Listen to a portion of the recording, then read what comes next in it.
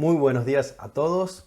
Hoy sábado 28 de noviembre vamos a meditar juntos en la palabra del Señor de Segunda de Crónicas, capítulo 22, versículos 1 al capítulo 23, versículo 15. Yo por mi parte voy a leer el capítulo 22 y parte del capítulo 23. Y dice así la palabra del Señor.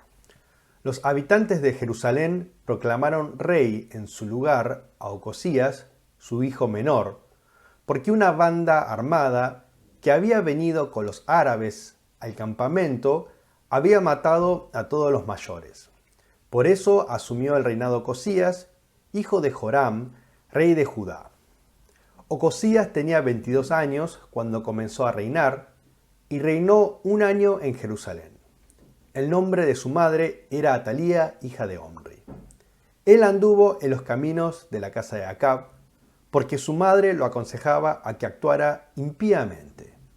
E hizo lo malo ante los ojos del Señor, como en la casa de Acab, porque después de la muerte de su padre, ellos lo aconsejaban para su perdición.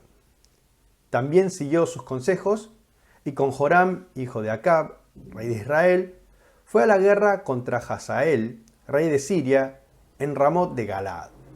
Los sirios hirieron a Joram, y éste volvió a Jezreel para curarse de las heridas que le habían ocasionado en Ramot, cuando combatía contra Hazael, rey de Siria. Entonces Ocosías, hijo de Joram, rey de Judá, descendió a Jezreel para ver a Joram, hijo de Acab, porque éste estaba enfermo. La caída de Ocosías al visitar a Joram ocurrió de parte de Dios, pues cuando llegó salió con Joram contra Jehú, hijo de Nimsi, al cual el Señor había ungido para que exterminara a la casa de Acab. Y sucedió que cuando Jehú ejecutaba juicio contra la casa de Acab, encontró a los jefes de Judá y a los hijos de los hermanos de Ocosías, que servían a Ocosías, y los mató. Después mandó a buscar a Ocosías y lo capturaron en Samaria, donde se había escondido. Lo llevaron a Jehú y lo mataron. Y le dieron sepultura porque dijeron: era hijo de Josafat, quien buscó al Señor con todo su corazón. No quedó nadie de la casa de Ocosías para retener el poder del reino. Cuando Atalía, madre de Ocosías, vio que su hijo había muerto, se levantó y exterminó a toda la descendencia real de la casa de Judá. Pero Josabet, hija del rey, tomó a Joás, hijo de Ocosías, lo sacó a escondidas de entre los hijos del rey, a quienes estaban dando muerte, y puso a él y a su nodriza en un dormitorio. Josabet, hija del rey Joram y mujer del sacerdote Joiada, siendo ella hermana de Ocosías, lo escondió de Atalía para que no lo matara, y estuvo escondido con ellos en la casa de Dios 6 años. Entretanto, Atalía reinaba en el país. Al 7º año, Joiada cobró ánimo y trajo para hacer un convenio con él a jefes de centenas: Azarías, hijo de Jeroham, Ismael, hijo de Jeonán, Azarías, hijo de Obed, Maasías, hijo de Adaías, y Elisafat, hijo de Sicri.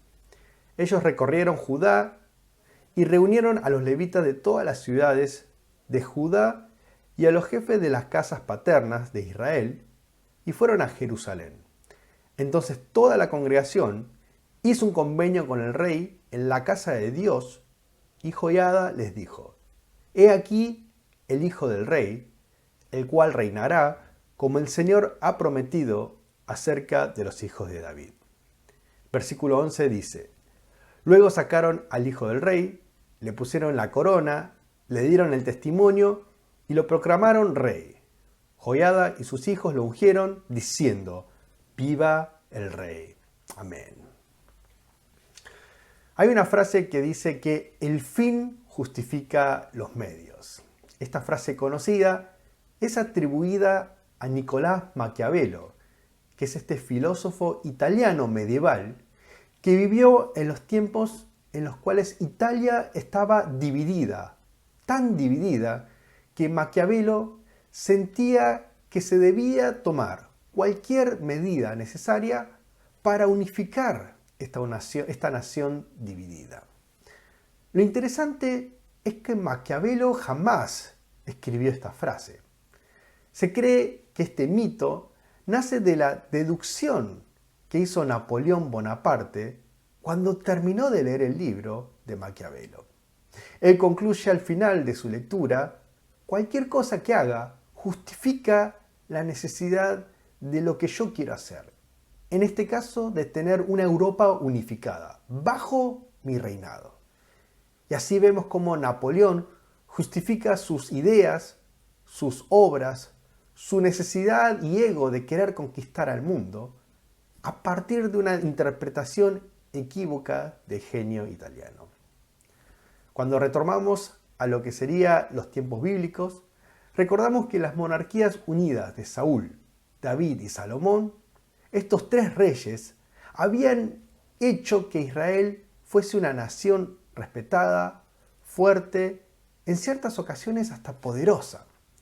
Israel había visto cómo, especialmente con David y Salomón, el territorio se había expandido a su máxima expresión, concordante con las promesas que Dios le había dado a Moisés respecto a la tierra prometida. Pero luego de Salomón vemos que asciende Roboam, y a partir de Roboam se termina por dividir este reino en dos, entre el norte y el sur. Y después de esto tenemos confrontamientos constantes entre estas dos naciones hermanas unidas por sangre, lo cual deriva en grandes matanzas, como por ejemplo la batalla en la cual Jeroboam cae junto con 300.000 soldados.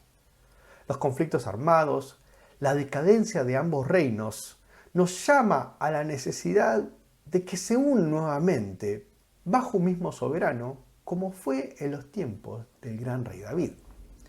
La pregunta que nos hacemos es entonces si vale la pena unir esta nación a cualquier costo. O sea, ¿vale la pena hacer esto aun si Dios mismo no está presente? En el pasaje de hoy tenemos a Ocosías reinando en el sur. Este reino es el reino de los descendientes de David. Josafat había sido su abuelo y él había sido un gran rey, un buen rey que caminó en los caminos del Señor. Pero cometió un terrible error. Él, en miras de tener paz, emparentó con el rey del norte, con la descendencia de Acab. Y esta descendencia del norte estaba metida en lo que es la idolatría. Josafat lo que hace es casar a su hijo Joram con Atalía, que era la hija del rey del norte, y así la dinastía de Acab se entromete en la dinastía de David. Ocosías fue un mal rey. Dice en el versículo 3 que él anduvo en los caminos de la casa de Acab, porque su madre lo aconsejaba a que actuara impíamente. Luego en el versículo 4 afirma que él hizo lo malo ante los ojos del Señor, como en la casa de Acab, porque después de la muerte de su padre, ellos lo aconsejaban para su perdición. Ocosías era así, casi como un títere, manejado e influenciado por el reino del norte, quedando así en serio riesgo la espiritualidad del sur, que se inclinaba cada vez más a los ídolos detestables y olvidando al Dios que los había liberado de Egipto. Luego Ocosías muere, por lo que su madre Atalía aprovecha la oportunidad y usurpa el trono que le correspondía a los descendientes de David. Es así como la dinastía de Acab queda en posesión de tanto el reino del norte y así también el reino del sur. Y así vemos que la unidad esperada estaba cada vez más cerca. Parecería que estos planes silenciosos de Acab se estaban cumpliendo exitosamente. Pensemos lo siguiente. El reino de Israel parecería así estar cada vez más cerca de ser una sola nación, como en los tiempos de antaño, los buenos tiempos.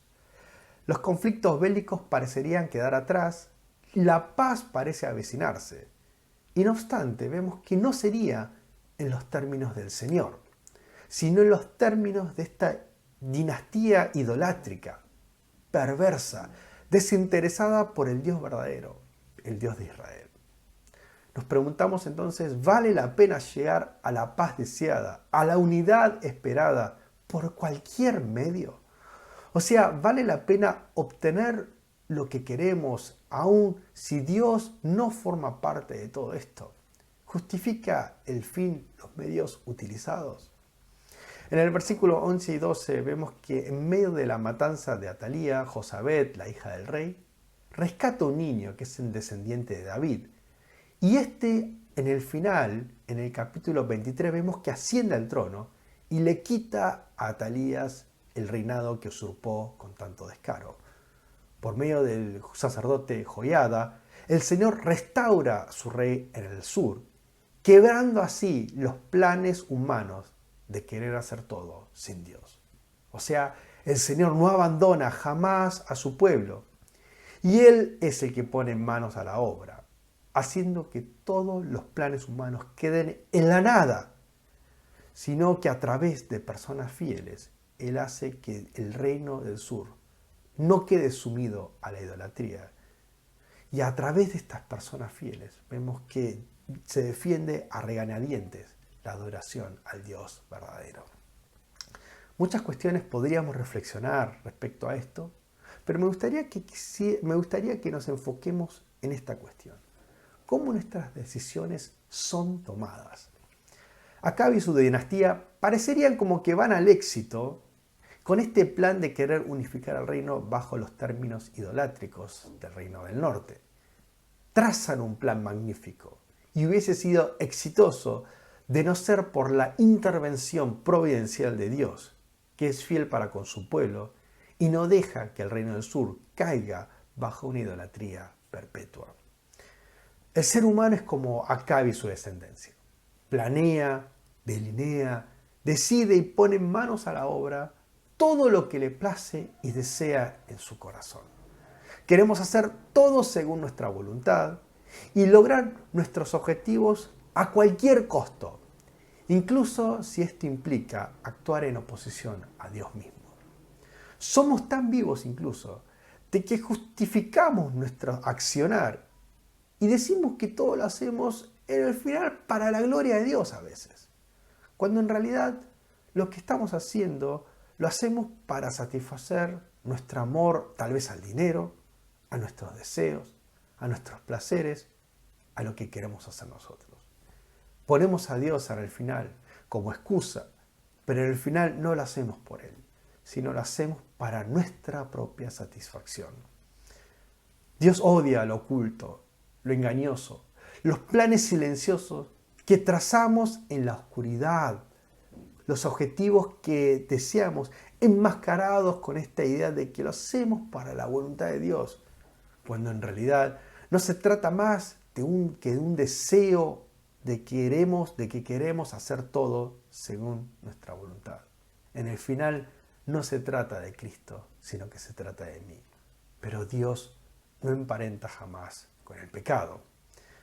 Es nuestro deber entonces el de revisar nuestros corazones día a día y pensar y reflexionar si lo que nosotros planeamos, pensamos y decidimos es según el corazón de Dios y su voluntad, o si somos nosotros queriendo imponer nuestros deseos, nuestros fines a cualquier costo.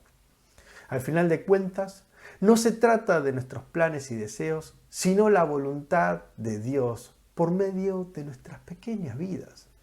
No debemos poner a Dios a disposición de lo que nosotros queremos, sino que nosotros ir detrás de la voluntad, de la dirección que Dios pone sobre nuestra iglesia, nuestros negocios, nuestro ministerio, nuestra familia y nuestras propias vidas. Que sea la voluntad de Dios, los planes de Dios, las decisiones de nuestro Señor, lo que guíe nuestros pasos todos los días de nuestra vida. Que podamos aprender a renunciar a nuestro ingenio, nuestros planes, nuestros deseos y confesar finalmente que sea lo que Cristo quiera de nosotros y no lo que nosotros queremos de Cristo. Que sea su voluntad, hoy y por siempre. Amén. Vamos a orar. Padre Celestial, demasiado tiempo hemos pasado buscando hacer lo que queremos nosotros. Perdónanos cuando enmascaramos nuestros deseos diciendo que es tu voluntad esto, cuando en realidad se trata de nosotros. Ayúdanos a levantar nuestra mirada y poner nuestros ojos en la cruz. Y una vez más confesar de todo corazón, queremos que sea tu voluntad y no la nuestra. Y que sea así, Señor, en el nombre de tu Hijo Jesucristo.